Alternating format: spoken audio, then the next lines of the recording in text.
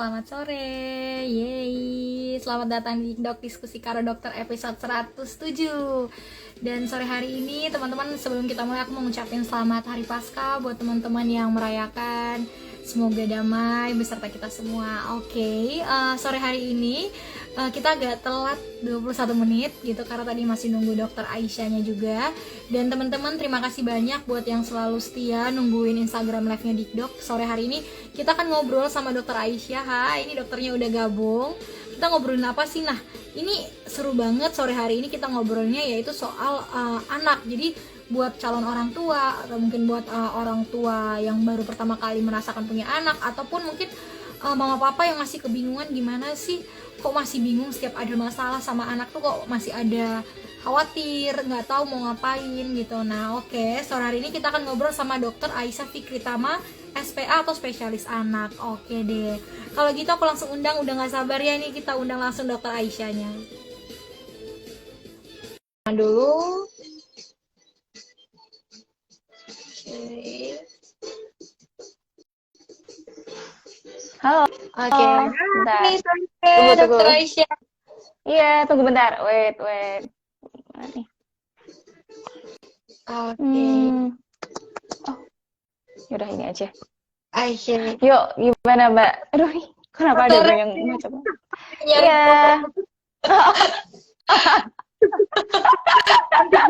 Iya. Biar nggak terlalu gelap. Di sini gelap soalnya. Aduh, aneh banget. Oke, yuk. Dokter Kita mulai. cantik banget. Ini masih puasa atau gimana? Kok fresh banget atau ada acara dok? Habis ini ada bukber kah? Iya, Ada rencananya. bukber. Tapi nggak tahu. Kenapa? Mau ada bukber habis ini? Oh, enggak. Saya mungkin nanti mau ke rumah sakit habis ini. Kerja. Oke deh, Iya. dokter Aisyah. Welcome to Dikdok, diskusi karo dokter. Teman-teman, kenalin ini dokter Aisyah. Kita langsung kenalan aja. Udah nggak sabar. Kemarin banyak yang DM juga. Mau apa-apa dok? Emang kalau soal anak, Oh kalau ya. topiknya pasti ibu-ibu tuh langsung DM banyak gitu. Nah, Mm-mm. sekarang saatnya ngobrol langsung sama dokternya karena yang lebih paham. Kita kenalan dulu sama dokter Aisyah. Dokter Aisyah boleh kenalan. Saya tahu dokter Aisyah Oke. juga lagi sibuk-sibuknya nih edukasi kesehatan selain di sini. Nah, dokter Iya. boleh kasih tahu di mana aja. Oke, selamat sore semuanya. Selamat sore ya Mbak Ivo. Mungkin kita baru ketemu di sini ya. Iya. Biasanya kita kontak-kontakan Oh, di iya. WA. sosial media. Oke, nama saya Dr. Aisyah Fikritama, spesialis anak. Saya asli Solo. Mungkin nanti kalau misalnya 1 jam tuh nggak akan cukup ya untuk tanya jawab tentang kesehatan anak. Jadi nanti mungkin yang teman-teman yang di sekitar Solo bisa datang ke tempat praktek saya. Saya praktik di Rumah Sakit UNS dan di Rumah Sakit Ashifa Solo gitu. Oke. Oke, Nah, juga dokter Aisyah juga sama dokter siapa gitu saya lihat aktif banget kasih konten edukasi juga di platform apa dok nama edukasi Instagramnya? iya, ngobrol sehat. Jadi teman-teman, jadi teman saya itu dokter spesialis interna kebetulan. Memang kita visi misinya tuh pengen edukasi ke masyarakat luas untuk meluruskan banyak hal yang salah kaprah ya. Misalnya bayi dikasih kopi atau apa ya yang ada yang katanya tangannya bengkok dilurusin kayak gitu-gitu kan. Jadi kalau misalnya saya berkolaborasi dengan dokter yang lain mungkin nggak sebatas membicarakan tentang anak-anak tapi juga dewasa. Mungkin nanti Mbak Ivo bisa undang teman saya juga ya tuh untuk ngobrol. Boleh. Ini kan maraton ya. Ya nanti bahas yang dewasa genti gitu. Oke, Nanti oke. teman-teman bisa follow juga ya ngobrol sehat namanya. Oke, boleh di-follow teman-teman. Itu ada di attach kok di profilnya dokter Aisyah. Dok, thank you so much buat kesempatannya. Saya tahu dokter sibuk banget, pasti padat banget sekarang jadwalnya gitu ya, baik di offline maupun online. Saya tahu banget nih. Jadi ini adalah waktu yang berharga kalau kita bisa ngobrol sama dokter Aisyah sore hari ini. Iya, Dok, langsung alhamdulillah aja. ya. Saya suka tuh caption dokter tadi dokter posting ulang posternya, Iya. tapi dokter bilang gini kayak anak yang aktif, anak yang sehat itu adalah harapan setiap orang tua. Tapi mungkin ketika sakit, rewel, orang tua itu kayak Nah, punya rasa bersalah, kayak punya rasa apakah kurang optimal, apakah ada yang kurang dari kita sebagai orang tua. Nah, sebelum kita membahas soal rasa bersalah itu gitu ya, kita mau bahas dulu sebenarnya tumbuh kembang anak itu sepenting apa dok? Maksudnya dari umur berapa sampai umur berapa penting atau segala umur itu penting? Oke. Makasih ya pertanyaannya Mbak Ivo ya. Jadi yang namanya tumbuh kembang anak itu selama dikatakan anak-anak sampai remaja itu sebetulnya masih berkembang, terus bertumbuh dan berkembang. Lah, sebetulnya definisi anak sendiri itu diatur dari undang-undang, Mbak. Ada undang-undangnya sendiri ya, gitu. Jadi yang ditangani oleh dokter anak itu sebenarnya sampai usia 18 tahun loh, Mbak Ivo. Mesti baru tahu ya. Karena rata-rata taunya, oh kalau udah punya KTP itu udah ke dokter yang dewasa gitu. Padahal sebetulnya kita batasnya di usia 18 tahun dan itu diatur undang-undang. Kenapa? Karena selama dia masih tumbuh, itu masih dikatakan sebagai anak atau remaja ya, kalau usia perbatasan remaja. Itu selama lempeng epifis di tulang panjang itu masih tumbuh, itu masih dikatakan anak-anak. Nah, ketika udah usia 18 tahun, dia benar-benar udah menutup lempeng epifisnya. Artinya udah selesai nih, udah nggak tumbuh gitu. Nanti kalau dewasa tumbuhnya ke samping ya jadinya, kalau nggak jaga. Kalau iya kan, iya. Kalau nggak jaga kesehatan dengan baik, misalnya pola makan yang nggak sehat, nggak pernah olahraga, nanti lama-lama tubuhnya ke samping ya orang dewasa ya. Jadi memang ya, dan sedangkan definisi tumbuh kembang sendiri, nah tumbuh itu bertambahnya sel ya, itu bisa diukur dengan tinggi badan, berat badan, dan lingkar kepala gitu. Nah, untuk bayi yang belum bisa berdiri itu namanya panjang badan. Jadi sering ditanya bedanya apa sih dok panjang badan sama tinggi badan? Itu bedanya kalau bayi kalau bayi kita kan ngukurnya sambil tiduran ya, harus kita pepetin. Iya, harus kita pepetin atau si alat-alatnya gitu kan, kepala sama kaki. Nah, itu namanya panjang badan. Nah, yang namanya pertumbuhan itu kita bisa pantau secara valid ya, nilainya berapa gitu kan. Lingkar kepala pun juga. Nah, ini sangat penting untuk melihat apakah pertumbuhannya anak tuh baik gitu. Nah, itu ada namanya kurva pertumbuhan. Kalau di Indonesia ada buku KIA nih. Mbak Ivo udah punya anak belum? Belum, tapi saya pernah lihat dok. Oh Saya belum juga ya, baru- oke nggak apa. Ini buat selayang pandang ya, besok persiapan kalau misal udah nikah, udah punya anak, itu waktu hamil, itu udah dikasih buku KIA. Nah, buku KIA itu nggak cuman buat ibu hamil, nanti sampai anaknya usia 5 tahun itu bisa dipakai terus gitu. Dan di situ ada banyak sekali ilmu pengetahuan yang bisa dipelajari oleh ibu-ibu muda gitu ya. Nah, di situ ada KMS-nya, Kartu Menuju Sehat. Kalau yang standar gitu ya, yang dipakai oleh dokter anak itu kita pakainya kurva dari WHO Mbak untuk usia 0 sampai 5 tahun. Nanti di atas 5 tahun kita pakai kurva CDC kayak gitu. Nah, itu semua kita harus pantau nih pertumbuhannya. Kita pengennya kan si kecil atau anak ya, anak sampai remaja doang kan dokter anak ya. Itu pertumbuhannya bagus dong kan, ada kurva. Pernah lihat kurva pertumbuhan kan? Nah, ya kan, gambar kayak gini, ada garis hijau, ada kuning, ada merah. Nah, itu sebisa mungkin tidak sekedar tumbuh. Misalnya gini, ada ibu-ibu nanya sama saya, dok, anak saya umur ini, misal bayi baru lahir ya, itu umurnya baru 2 minggu gitu, 1 bulan deh, 1 bulan. Kemarin lahirnya 3 kilo dok, sekarang umurnya 1 bulan, naiknya 200 gram dok gitu. Nah, kira-kira bagus nggak Mbak? Naik loh berat badannya. Kira-kira bagus nggak tuh? Saya belum pernah punya anak, nggak tahu. Iya, nggak tahu ya. Oke, saya jawab ya. Jadi tidak sekedar jadi nggak sekedar naik aja ternyata Mbak Ivo, naik aja nggak cukup, harus sesuai dengan target pertumbuhannya.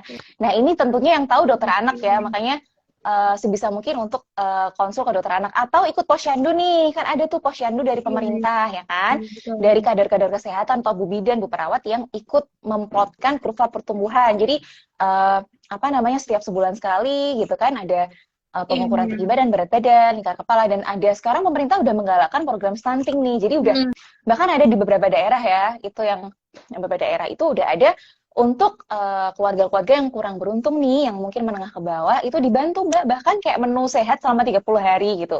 Lauknya telur gitu. Iya, serius itu. Jadi terkadang isu stunting itu tidak sekedar karena kurangnya pengetahuan dari orang tuanya gitu. Mungkin karena memang teman-teman kita yang kurang beruntung mungkin ngerti ya harus ngasih makan telur, daging atau apa, tapi mungkin kebetulan kurang beruntung jadi nggak punya uangnya gitu. Akhirnya dikasih makannya air tajin. Aduh kan sedih banget ya. Jadi pemerintah ini udah baik banget, udah mengalokasikan dana untuk kesehatan anak Indonesia. Bahkan Pak Jokowi menargetkan tahun 2024 tuh angka stunting di angka 14% nih. Tapi semoga bisa ya, cuman itu agak sulit sih. Karena membutuhkan banyak sektor untuk bekerja sama gitu. Oh ya, yang pertumbuhan gitu ya, yang perkembangan.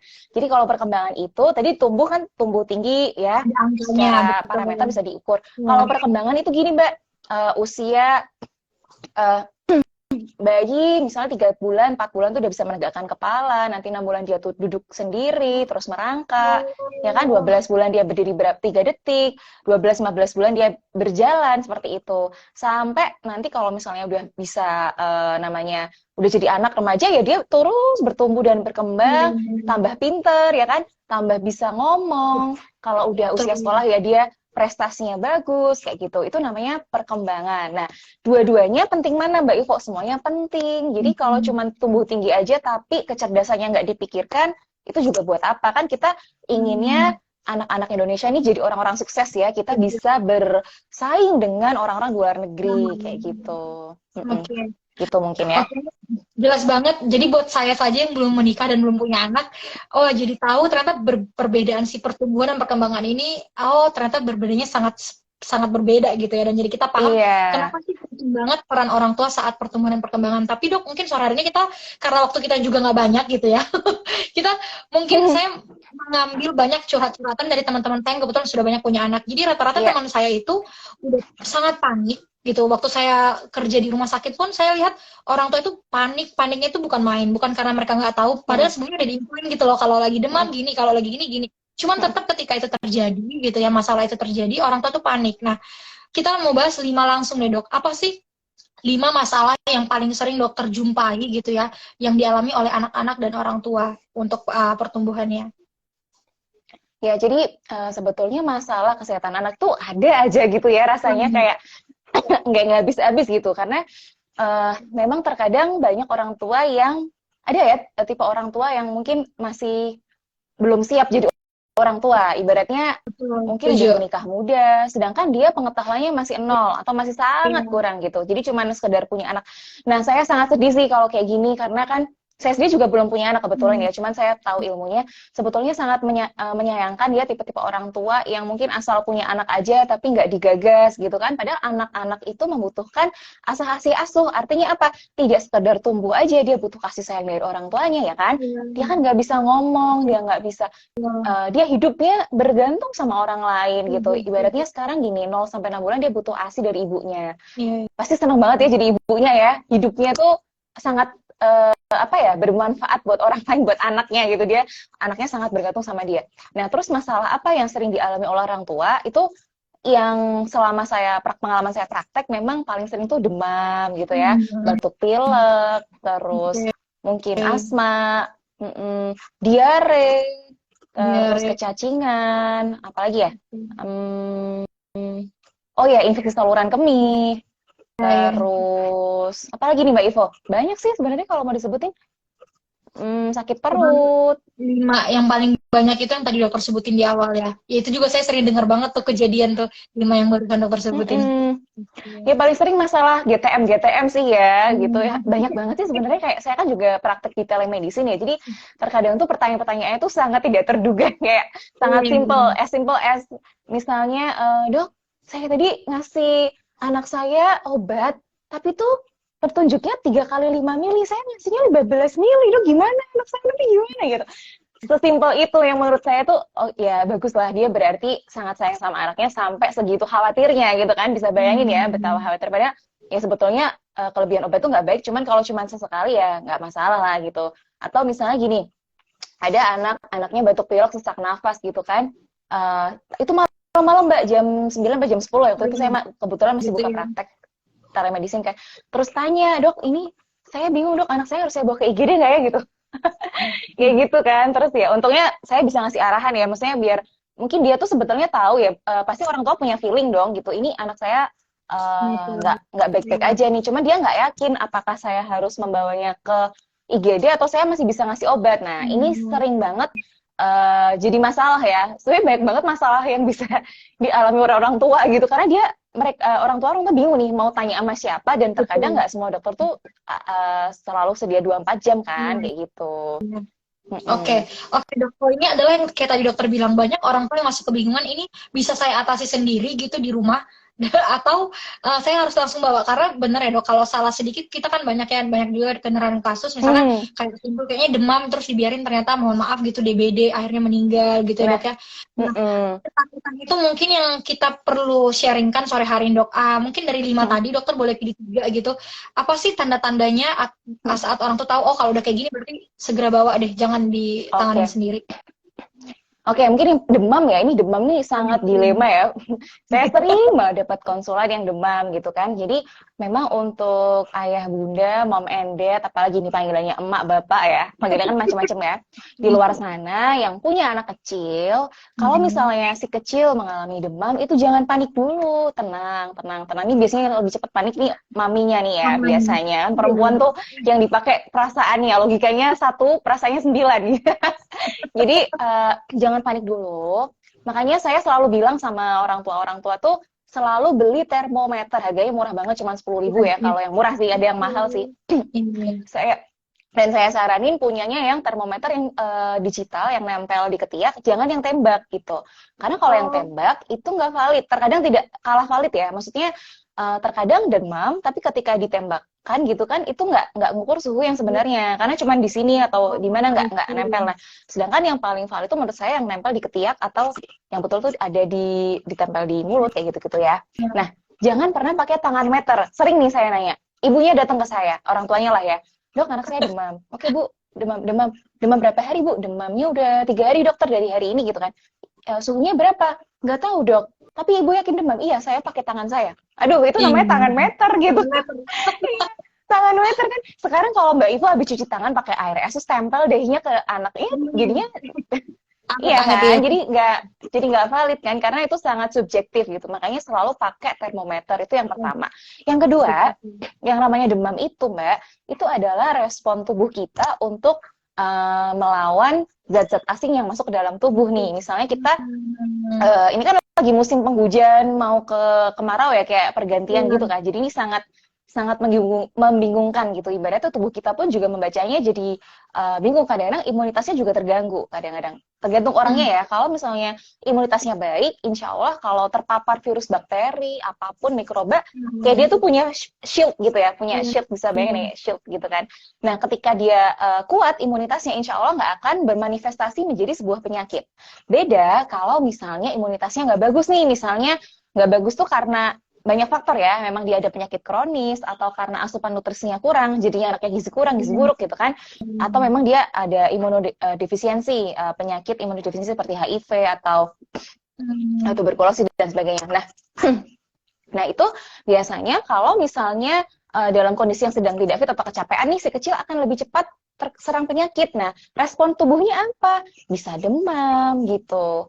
Nah, demamnya ini juga berbeda-beda ya, setiap anak suhunya bisa macam-macam gitu. Nah, hati-hati untuk anak-anak yang usia 6 bulan sampai 5 tahun nih. Kalau misalnya keseringan demam atau demam terlalu tinggi, bisa kejang gitu. Namanya kejang demam. Nah, ini benar-benar sering bikin panik banget ya. Gimana nggak panik ya kalau anak yang gini-gini kayak gitu, matanya melirik-melirik kayak gitu, terus nggak bisa diajak ngomong sih pasti panik setengah mati kan. Nah itu makanya tujuan saya bikin edukasi itu supaya mom and dad tuh nggak panik duluan gitu, yang dipakai pikirannya dulu, logikanya gitu. Jadi ketika anak demam, jangan nunggu kejang atau jangan nunggu terjadi sesuatu yang lebih buruk, segera berikan pertolongan pertama di rumah. Apa aja nih Mbak Ivo?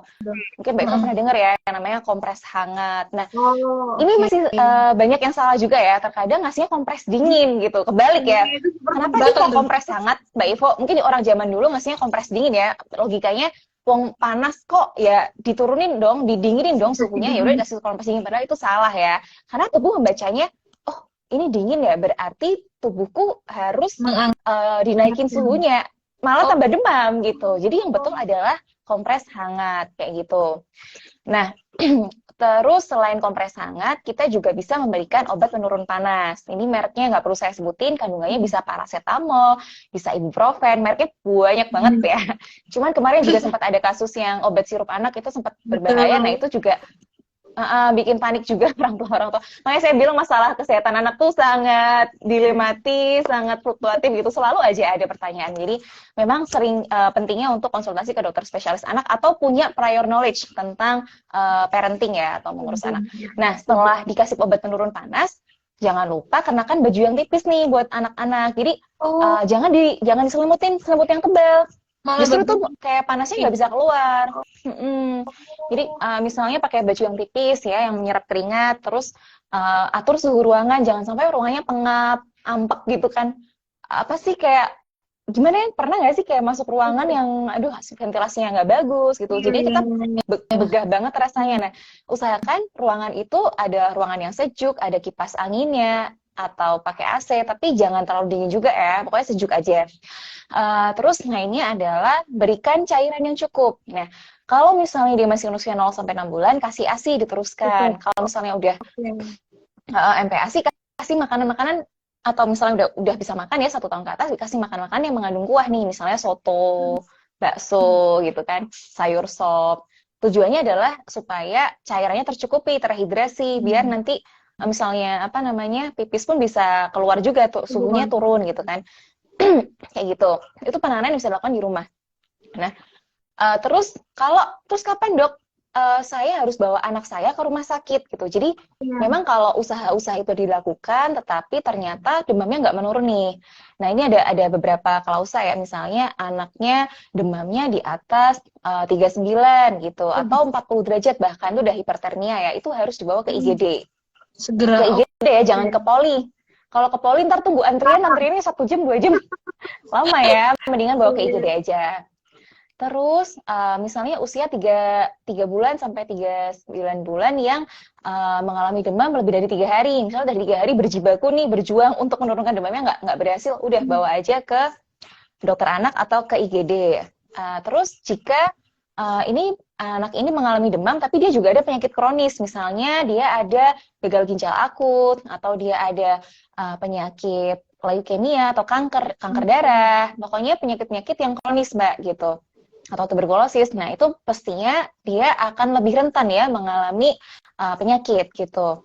Nah, sama kalau misalnya dia sudah terjadi kejang. Karena kalau udah kejang, itu wajib hukumnya untuk dirawat.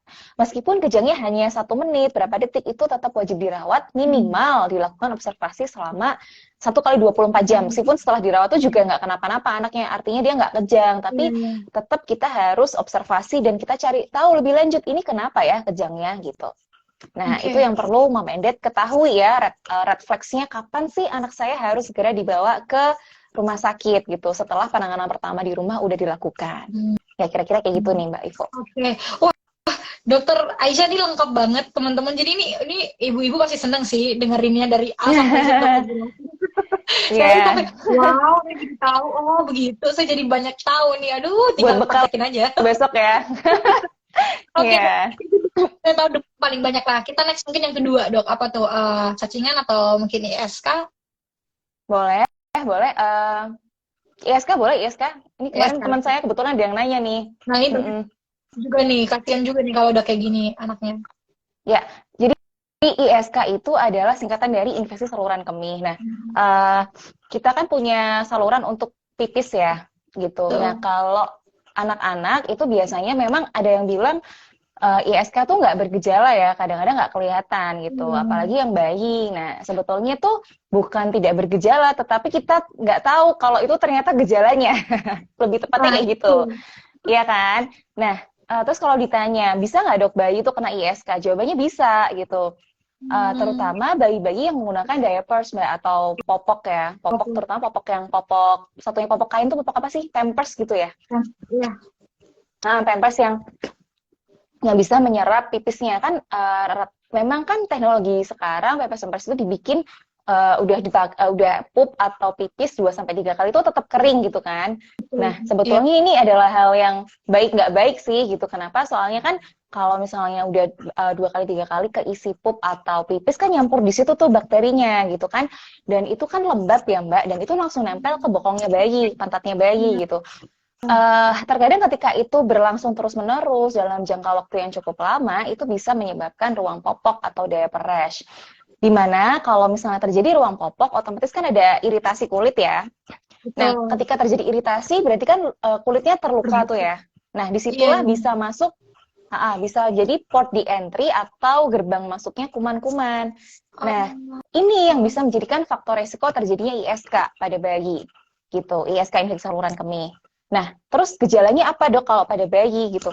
iya. Eh, Bayi atau misalnya balita gitu ya, terkadang dia kalau waktunya pipis tuh dia kayak lebih irritable atau rewel kayak gitu, karena sebenarnya kan bayi nggak bisa ngomong ya. Kalau Mbak Ivo Iya. kan kalau sakit ngomong lah ya gitu kan.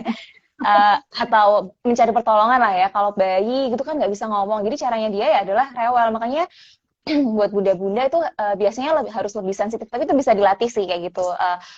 Anaknya nangis owek gini atau Ah, iya. owek gitu, itu beda-beda artinya ya kan. Bisa aja artinya ini aku haus atau aku atau aku pipis gitu, macam-macam aku ngantuk gitu. Itu ada artinya setiap tangisan bayi gitu. Itu kalau misalnya orang ibunya udah terutama ibu yang menyusui ya secara langsung, itu pasti udah ada bonding yang kuat, dan terkadang baru ngelihat matanya aja udah Udah paham. tahu. Ada kayak gitu ya. Hmm. Terus kalau yang usia terutama usia sekolah ya, yang TK atau SD, ini sering kali mengalami ISK Mbak. Soalnya apalagi yang di sekolah ya, terkadang tuh kayak anak-anak sekolah itu kayak males gitu nggak sih ke toilet umum, ke toilet di sekolah, terutama toilet-toilet yang mungkin kalau di rumah kan bersih ya gitu kan. Nah, ketika di sekolahnya itu dipakai orang banyak gitu kan, dan mungkin dia juga malas ya, anak kecil tuh sukanya lebih suka main dong ya daripada ke toilet gitu, meskipun sebetulnya dia ngerasa pengen pipis gitu. Itu keponakan saya, saya belum punya anak, nah keponakan saya tuh termasuk loh ya, jadi kayak dia nggak suka, bahkan ketika di sekolah dia nggak mau sama sekali untuk pipis ke toilet, jadi dia ampet, dia pilih pipis di rumah gitu. Padahal kan sebetulnya idealnya pipis itu bisa 4 jam sekali, contohnya misalnya beratnya 15 kilo ya, berarti kan dia bisa pipis itu sekitar 4 jam sekali gitu. Kalau misal 3 jam sekali belum pipis ya nggak apa-apa, 4 jam sekali gitu untuk membuang pipisnya. Dan harusnya memang minum yang banyak gitu. Jadi asupan cairan juga harus dipenuhi gitu. Jadi selain minum yang banyak gitu kan, sering pipis itu ternyata juga bagus loh Mbak Ivo. Jadi orang yang sering pipis sama yang suka menahan pipis itu jauh lebih sehat yang sering pipis. Tapi bukan sering pipis yang diabetes ya, ini beda kasus ya. Ini beda cerita, nanti kita cerita kapan lagi tentang bebas. Jadi sering pipis itu ternyata dia wash out juga saluran kemihnya, bakteri-bakterinya juga. Kalau misalnya sering nahan kencing, itu justru bisa bikin ISK. Jadi kumannya itu akan naik gitu ke saluran kemihnya gitu. Oke. Nah, tandanya tadi kan udah kelihatan dok. Nah, apakah kalau ESK itu orang tuh wajib langsung bawa karena dia nggak ngerti harus ngapain ke anaknya? Oke. Nah, biasanya ISK itu kan gejalanya tuh awalnya nggak diketahui, Mbak. Nah, karena tadi saya bilang kalau anak-anak usia sekolah kan harusnya pipis ya, tapi dia nahan pipisnya misalnya. Terutama nih yang cewek-cewek nih, anak-anak cewek suka jijian. Jijik Iya, iya. karena mungkin iya kan, kalau cewek kan lebih jijian ya daripada, ini maaf ya bukan masalah gender ya, tapi studi lapangan ya. Jadi kalau anak cewek tuh aduh mau ke toilet tuh mungkin toiletnya ngerasa, apalagi yang toilet duduk ya, toilet duduk kan langsung nempel ya itu ya. Betul. Makanya saya saranin buat ngajarin si kecil atau anak itu untuk bawa toilet sanitizer, disemprot-semprot dulu, baru dilap, terus baru duduk di situ kan, jadi lebih nyaman ya tentunya gitu, atau dilap tisu basah kayak gitu. Nah, terkadang kalau anak perempuan itu, kalau anak sekolah ya suka lebih jijik, dan yang kedua lebih sering juga Mbak mengalami ISK. Ini kita nih lebih sering Cewek mengalami ISK, ya. faktor resikonya lebih tinggi. Tahu nggak Mbak Ivo kenapa alasannya? Karena nahan tadi dok. Enggak, jadi karena struktur anatomisnya saluran kemihnya perempuan itu lebih pendek, dan dia tuh kayak ada lipatan-lipatannya kan, ada labium-labiumnya. Nah, itu tempat berkumpulnya bakteri di situ. Dan apalagi nih kalau misalnya, ini nggak terkecuali yang dewasa juga ya, meskipun saya dokter anak, kalau misalnya cara ceboknya salah nih Mbak. Jadi dari yang betul itu dari mana, depan ke belakang atau belakang ke depan nih? Dari depan ke belakang. Bener. Tapi seringkali ada yang kayak depan belakang ke depan, jadi tuh kuman dari saluran pencernaan atau anus tuh malah masuk ke saluran kencing, naik ke atas, naik sampai ke uretra, kandung kemih, atasnya lagi ureter, ginjal, ada ISK atas, ada ISK bawah. Nah, kalau perempuan kan lebih berlipat-lipat dan kayak jelimet-jelimet gitu ya, makanya bakterinya bisa masuk di situ. terutama dengan cara cebok yang salah tadi. Atau misalnya bayi ya, misalnya bayi nih ada yang suka irit ya, misalnya oma-oma atau saya bukannya yang lain ya, maksudnya ini studi lapangan juga, jadi mungkin ada ibu-ibu yang mungkin pengen irit pakai tisu basah atau tisu lah pokoknya ya. Terus satu tisu untuk sekali pakai, jadi udah buat nyebokin itu depan, terus sekalian yang bagian anus dilap, balikin lagi ke depan. Itu harusnya sekali lap, udah buang, ambil lagi yang baru. Jadi jangan depan belakang, mungkin udah tahu dari depan ke belakang, cuman dari depan terus belakangnya juga lap, balikin lagi ke depan dengan tisu yang sama. Aduh, itu bakterinya masuk ke situ. Nah, terus lagi ya, faktor risiko yang lain adalah suka mandi busa. Jadi mandi busa tuh ternyata nggak baik, Mbak. Jadi berendam yang lama dengan busa yang banyak itu ternyata akan mendorong kuman-kuman nih masuk ke saluran kemih. Itu resikonya kayak gitu. Terus yang suka nahan pipis dalam jangka waktu yang lama, tadi kan kaitannya sama wash out tadi ya, orang yang sering pipis dan banyak minum akan membersihkan saluran-saluran kemih dengan secara alamiah. Nah, kalau yang apa namanya, suka kurang minum tuh juga nggak bagus gitu, karena kan idealnya kalau dokter anak pasti akan menghitung kebutuhan cairan dan kebutuhan kalori itu sesuai berat badan dan usianya. Jadi memang beda-beda tiap orang. Kalau orang dewasa kan kita bisa pukul rata ya, sekitar dia kebutuhan kalorinya 2000 kilokalori gitu kan, kebutuhan cairannya juga sekitar segitu gitu. Kalau anak-anak memang sesuai usianya. Contohnya misalnya dia 15 kilo tadi ya, itu berarti kebutuhan cairannya 2000 gitu kan. Berarti dia harus minum sebanyak itu gitu. Entah minumnya mau air putih, mau teh, mau jus, atau sari buah, atau susu. Yang paling bagus susu ya, karena dia ada nutrisinya gitu.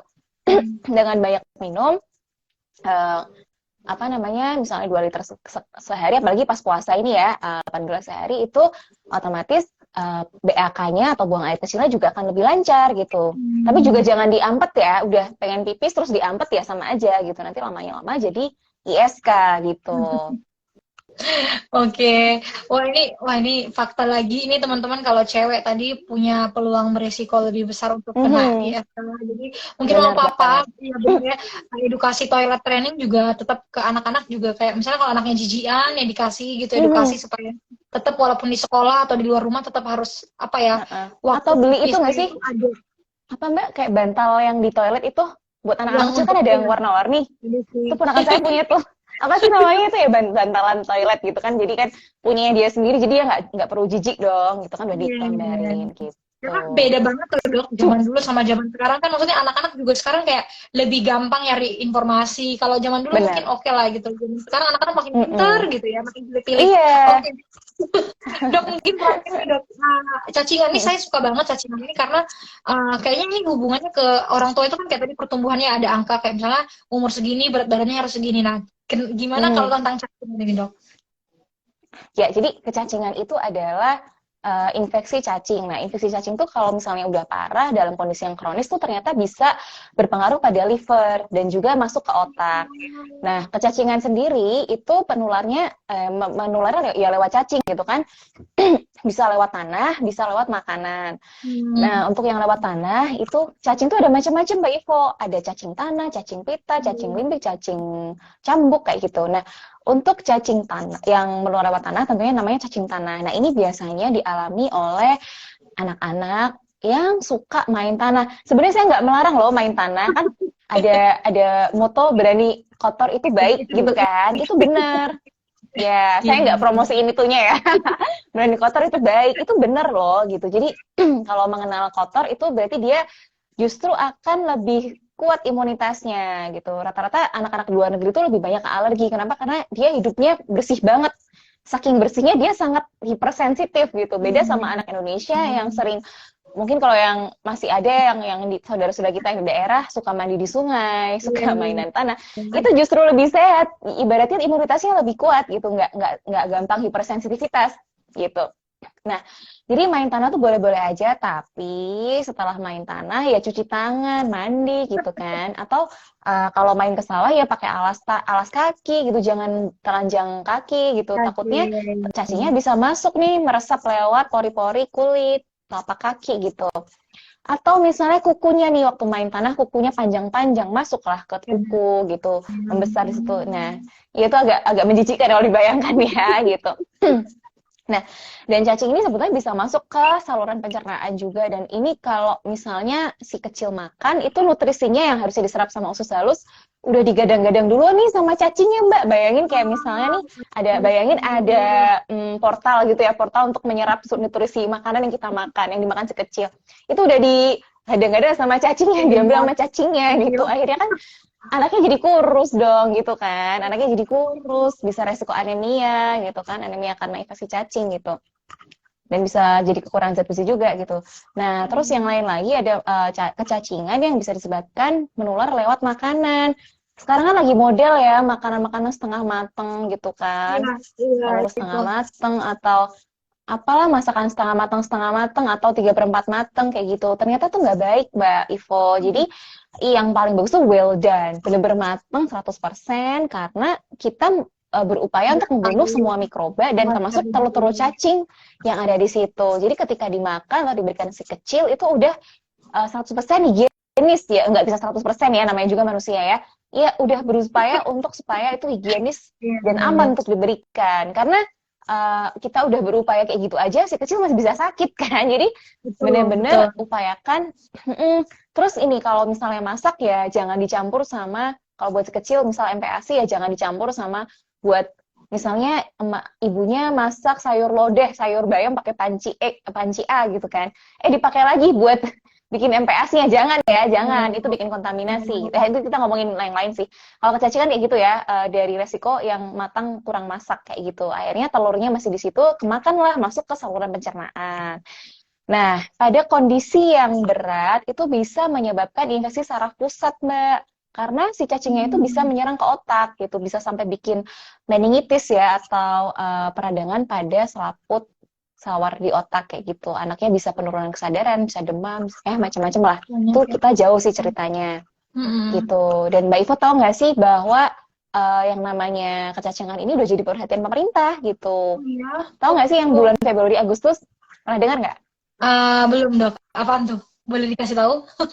Jadi setiap bulan Februari sama Agustus itu pemerintah udah memberikan program di puskesmas ya, misalnya di puskesmas tablet untuk obat cacing sama vitamin A itu gratis 100% gitu. Jadi memang 6 bulan sekali disarankan untuk minum obat cacing gitu. Tapi ya, ada beberapa orang tua yang sukanya kayak langsung beli di warung. Ada kan sebenarnya obat cacing tuh nggak harus pakai resep dokter ya. Ada sih di warung, saya nggak perlu sebut merek. Nah, kadang-kadang tuh kayak nanya sama yang jual di warung yang without basic medis gitu kan, tanya ya dijawab ya, dijawabnya seadanya, misalnya dosisnya misalnya berapa tablet lah kayak gitu. Padahal yang namanya anak-anak tuh tadi saya udah sempat sampaikan kalau dokter anak tuh sangat variatif ya, penghitungan kalori, penghitungan nutrisi segala macam tuh bergantung dari usia dan berat badan. Jadi kadang-kadang mungkin udah bener ya minum obat cacing untuk mencegah kecacingan 6 bulan sekali, tapi dosisnya nggak benar gitu. Misalnya harusnya dia minum 2 tablet, dia minumnya cuma setengah tablet. Akhirnya kan juga sama aja, cacingnya nggak mati gitu. Jadi pentingnya untuk konsul ke dokter anaknya masing-masing nih di wilayah masing-masing gitu. Karena jadi nggak sekedar langsung salah kaprah beli di warung-warung langsung diminum, udah anak saya udah minum obat cacing dok, udah aman. Padahal masih aja anaknya lemes-lemes gitu kan, berat badannya nggak naik-naik, kurus ya kan. Terus ya itu anemia kayak gitu-gitu. Ternyata ya itu nggak pernah konsul ke dokter. Udah gitu anaknya GTM lagi, aduh habis deh. Nggak ada yang udah GTM ya kan, udah makanannya kurang, terus nutrisinya diambil sama cacingnya, aduh sedih banget ya, sedih banget. Komplek banget ya dok, dan informasi kayak tadi mungkin ya kayak tadi mungkin orang tua juga perlu berbesar hati kalau misalnya memang tidak tahu, tanya daripada tanya sama yang tidak tepat gitu ya. Dari ngapain tanya sama orang yang nggak tepat, mending langsung tanya ke yang ke vaskes terdekat atau ke dokter anaknya yang mungkin sudah pernah gitu. Jangan disepelekan. Oke deh, dok, kita mungkin untuk Q&A ya. Ini udah ada beberapa pertanyaan masuk. Ini ada yang curhat nih dari @amazulfa. Dok, tips atasi bapil. Lalu lanjut dia bilangnya 3 minggu batuk datang dan pergi. Wah, 3 minggu, kasian banget. Oke, batuk 3 minggu. Batuk pilek apa batuk aja? Batuk pilek. Oke, jadi kalau misalnya anak kecil batuk pilek itu emang sering banget ya, apalagi cuaca kayak gini, apalagi kemarin-kemarin kita ada COVID ya, pandemi, kita 2 tahun dikurung di rumah ya, ibaratnya 2 tahun ya kita nggak kerja. Kalau saya sih kerja terus ya, orang saya di rumah sakit. Ya maksudnya yang untuk orang tua yang sering WFO, anak-anaknya juga yang sekolahnya diliburin gitu kan, itu justru ada manfaatnya loh. Jadi kayak nggak terpapar sama virus bakteri ya kan. Emang tujuannya lockdown itu sih. Nah, ketika udah sekolah pada masuk semua, orang tua pada kerja juga, WFO ya. Nah, itu otomatis kan bagaimanapun kita akan terpapar sama dunia luar. Kita akan terpapar sama yang namanya virus bakteri gitu kan. Yang biasanya kita di rumah, ini Mbak Ivonya ketutupan. Yang biasanya kita di rumah, terus langsung terpapar bakteri. Nah, ini tentunya akan membuat ibaratnya kayak situasi yang membalik gitu ya. Jadi si kecil akan yang biasanya bersih aja tahu-tahu terpapar virus bakteri, otomatis bisa lebih gampang batuk pilek. Ini salah satu alasannya ya, kenapa kok anaknya batuk pilek sering kambuh-kambuhan, udah ke dokter, udah sempat sembuh, batuk pilek lagi gitu. Terus selain karena efek pandemi tadi yang terus kita jadi masuk yang sebelumnya kita di rumah gitu, yang kedua adalah faktor cuaca juga. Jadi kan kita lagi musim pancaroba nih ya, peralihan ya. Jadi kadang hujan, kadang panas, ya itu juga berpengaruh ke imunitas. Terus apalagi ya, kalau misalnya terkadang ada jenis batuk yang karena alergi nih Mbak Ivo. Jadi udah diobatin, tapi kalau misal faktor alergennya atau faktor pencetusnya nggak diketahui atau nggak dihindari ya sama aja akan terus kambuh-kambuhan. Nah, terkadang ada kasus yang batuk alergi atau asma itu faktor pencetusnya adalah debu atau dingin atau mungkin tungau gitu kan. Orang tuanya nggak tahu kalau anaknya tuh punya asma gitu. Mungkin karena kurang knowledge juga ya. Nah, akhirnya si kecil jadi gampang batuk pilek gitu, yang maksudnya kayak udah berobat sama dokter gitu kan, udah dikasih obat inilah, mungkin kasih antibiotik juga, kok udah sembuh, mungkin 1 minggu, kumat lagi gitu. Itu bisa karena batuk alergi juga. Yang lain bisa karena ini ya, kalau misalnya batuknya lebih dari 2 minggu, terus berat badannya sulit naik gitu kan, terus misalnya di rumah ada tinggal banyak orang yang atau orang dewasanya ada yang kontak erat dan ternyata punya penyakit batuk kronis juga atau batuk-batuk terus ya. Atau nggak usah orang dewasa deh, misalnya itu kakak adiknya batuk-batuk, adiknya sehat-sehat aja awalnya, kakaknya batuk, itu bisa nular gitu. Jadi memang sangat banyak faktornya dan saya sarankan kalau misalnya ini saudara kakak adik ya, kakaknya lagi batuk, adiknya enggak, saya sarankan dipisah dulu gitu. Dipisah kamarnya atau kakaknya pakai masker gitu. Dan sebaiknya kalau misalnya emang dua-duanya batuk ya semuanya diobatin barengan. Jangan sampai kakaknya doang yang diobatin, adiknya enggak. Nanti kakaknya gilirnya sembuh, adiknya jadi sakit, pingpong deh, nggak selesai-selesai gitu. Atau nanti nular ke orang tuanya, aduh, muter jadinya. Jadi emang banyak sekali faktor. Bisa juga kalau berat badan sulit naik tadi ya, itu karena ini Mbak tuberkulosis atau flek paru. Jadi berat badannya sulit naik atau malah turun ya. Batuknya lebih dari 2 minggu, ada demam yang lebih dari 2 minggu, gizinya kurang, terus ada pembengkakan di sendi, pembengkakan kelenjar getah bening ya, yang bekas-bekas di leher itu. Apalagi ya, ada kontak erat tadi, yang makanya saya bilang di satu rumah, ada nggak yang batuk-batuk lama? Jangan-jangan mbahnya ini tinggal satu rumah dan batuknya udah berbulan-bulan tapi nggak pernah diobatin gitu. Jadi memang kita tuh kalau yang namanya pengobatan tuh harus total, jadi investigasi kontak. Misalnya si kecil periksa nih ke dokter anak gitu kan, oh ternyata flek paru nih beneran, diperiksa dari dahaknya atau dari ronsennya dan scoring TB-nya masuk gitu kan. Terus kita harus cari tahu di rumah siapa nih yang batuk gitu. Kalau misalnya bener nih ada orang tuanya atau eyangnya yang ternyata batuk juga, eyangnya juga harus diperiksa, orang tua juga harus diperiksa gitu. Karena percuma, si kecil itu kan sebetulnya bisa lebih gampang ketularan daripada nularin gitu kan, karena saluran pernafasannya masih beda. Gitu Mbak Ivo. Jadi banyak banget alasan dan penyebabnya gitu. Oke, ya itulah ya dok, makanya ada yang bilang kayak beda anak, beda cara, terus orang tua juga memang belajar sih, bayangin ya dok ya, ilmu yang kayak tadi kan dokter aja harus sekolah dulu gitu, nah orang tua kan mungkin based on experience gitu kalau mau tahu, oh ini mungkin anakku gara-gara ini faktornya, jadi wow, hebat sekali jadi orang tua.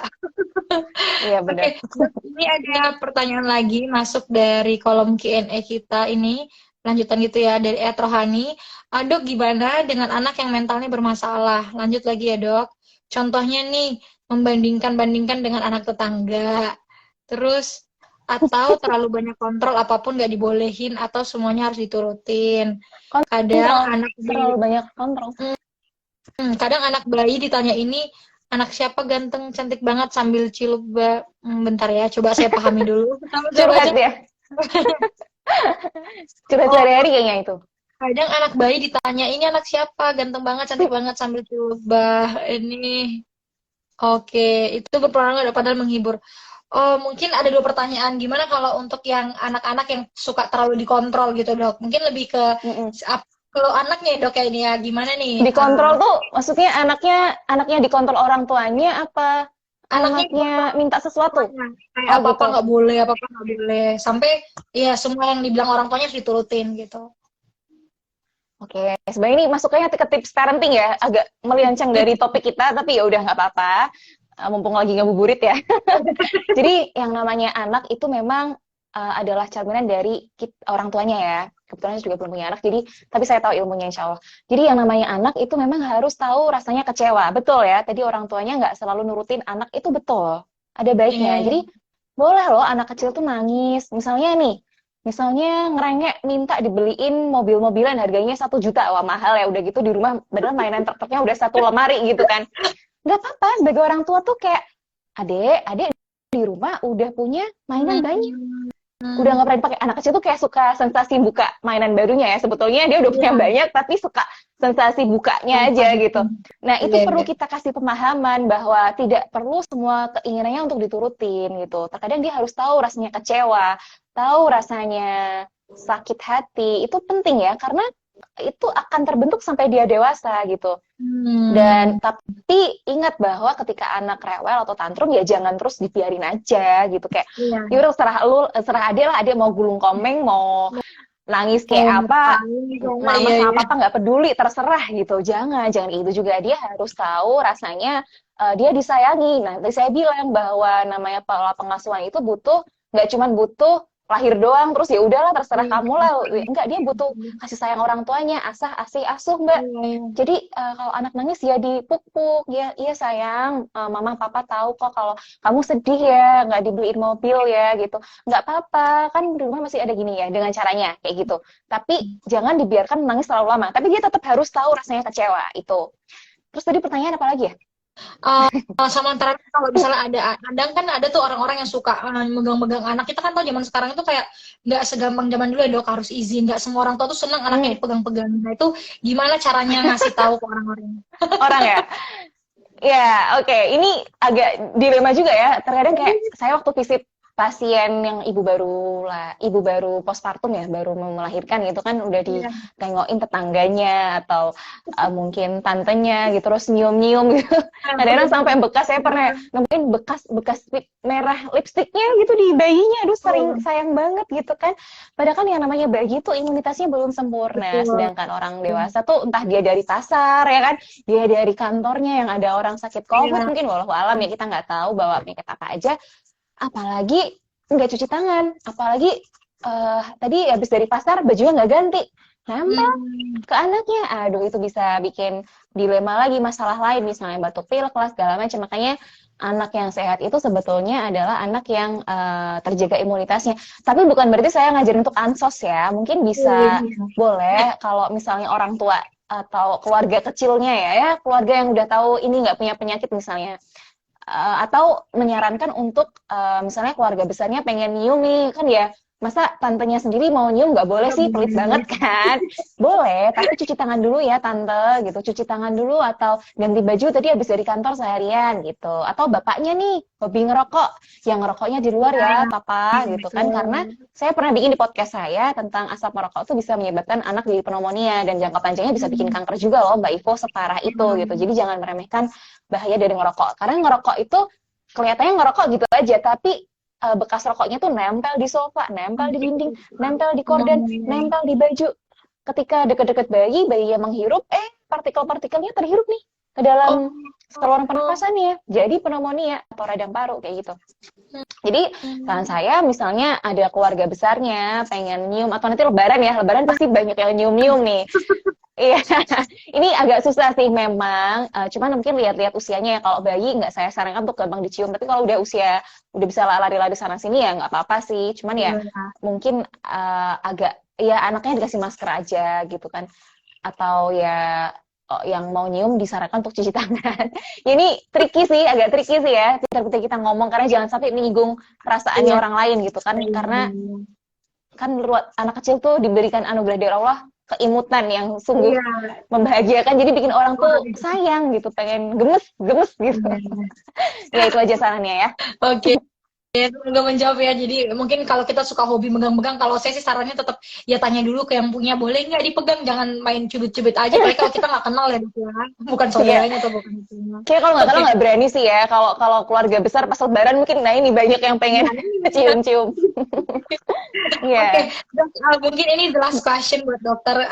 Ini kita nggak Mm-mm. terasa udah mau sejam hampir buka puasa. Mungkin yang di Wita udah buka Mau buka puasa. puasa. Uh, uh, Kayak tadi captionnya dokter ya, kita orang tua tuh kan pasti pengen intinya anaknya sehat, tumbuh besar, Mm-mm. aktif, cerdas gitu ya, dan Mm-mm. apa ya bermanfaat. Nah, sebenarnya dari dokter sebagai dokter spesialis anak dan juga konselor laktasi gitu, apa sih sebenarnya hal yang wajib diketahui oleh orang tua ini saat memproses tumbuh kembang anak ini, Dok?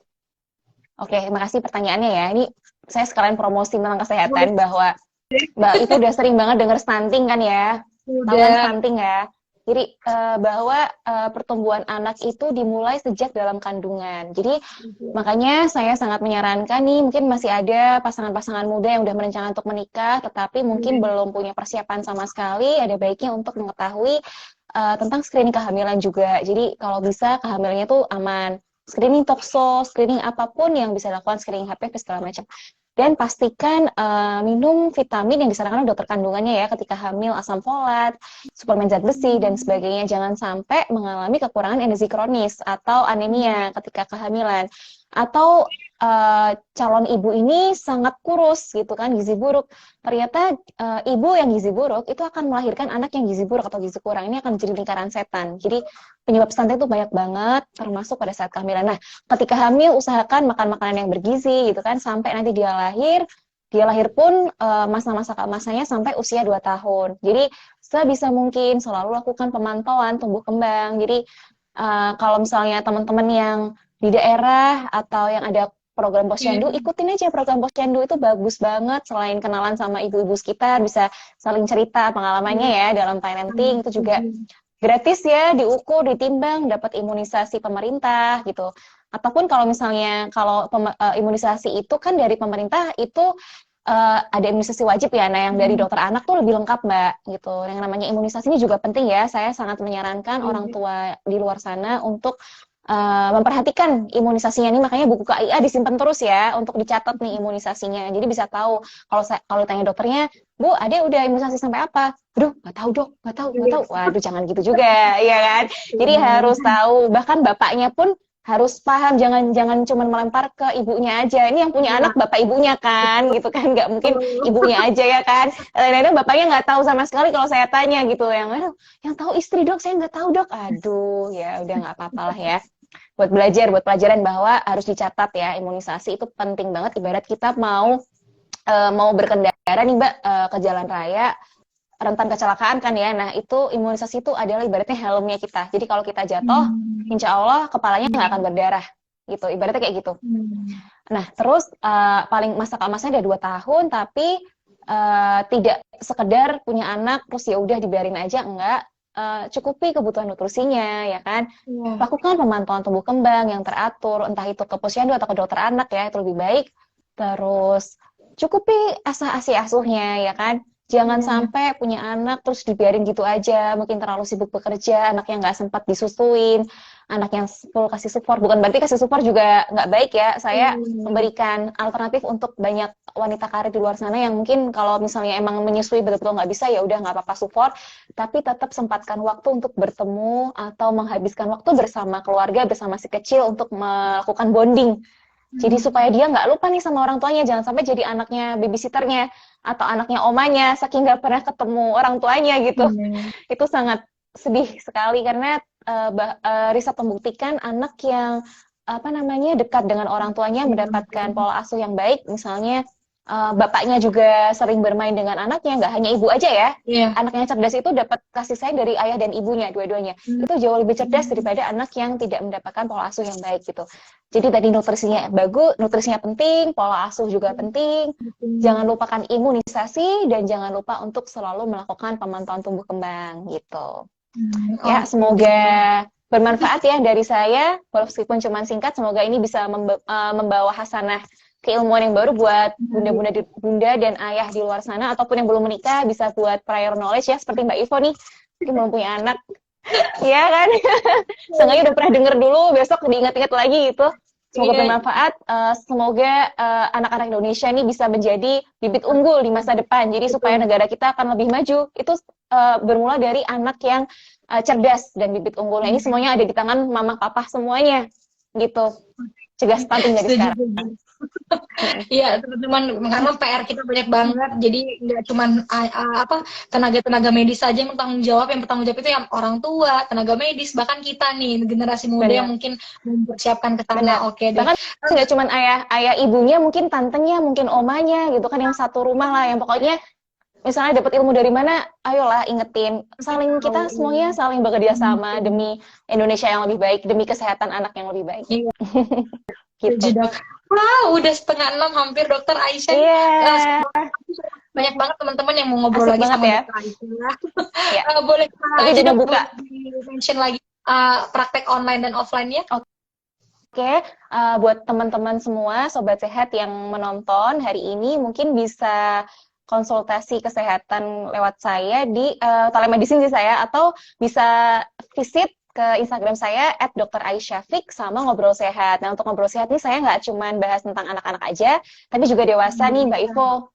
Jadi untuk meluruskan beberapa mitos yang salah di masyarakat dan tentunya update-update isu terbaru. Semoga bermanfaat ya dari saya ya. Lebih kurangnya mohon maaf juga kalau ada salah.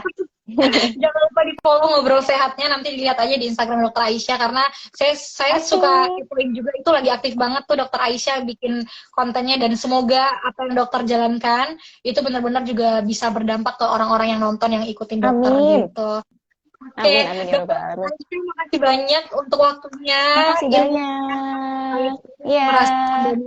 Saya tahu, apalagi teman-teman yang nonton. Oke deh, Dokter Aisyah bentar lagi akan kita buka puasa. Kalau gitu teman-teman, gak terasa kita akan pamit. Sampai ketemu lagi besok di Instagram Live. Dokter Aisyah dan saya pamit. Selamat sore. Dadah. Thank you. Assalamualaikum. Makasih Mbak Ivo. Sukses terus ya buat Dikdok ya. Sukses buat programnya IG Marathonnya. Dadah. Saya Liv ya. Assalamualaikum. Waalaikumsalam.